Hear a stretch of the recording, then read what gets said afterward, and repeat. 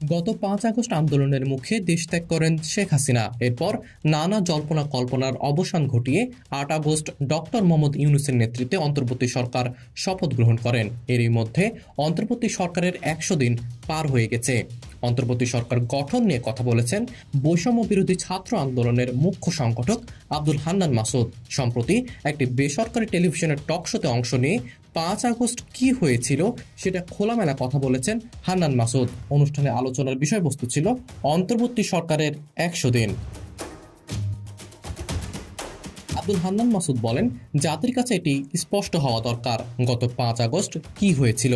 তিনি বলেন, সেদিন আমাদের মাইনাস করে গভর্নমেন্ট ফরমেশন হতে যাচ্ছিল, যেখান থেকে আমরা গণ অভ্যুত্থানের স্টেক হোল্ডার হিসেবে আমাদের ৩ জনকে দিয়েছি।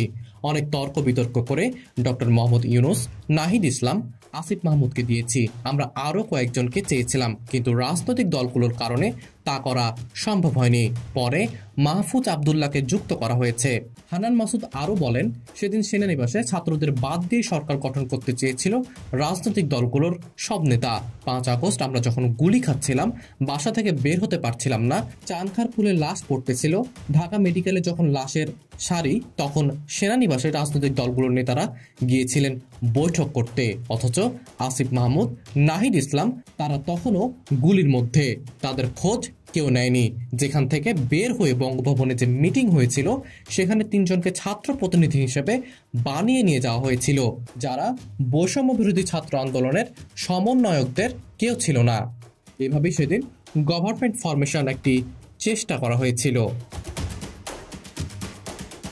মুন্নার আঞ্জুম রিফাত, বিডি আর্কাইভ।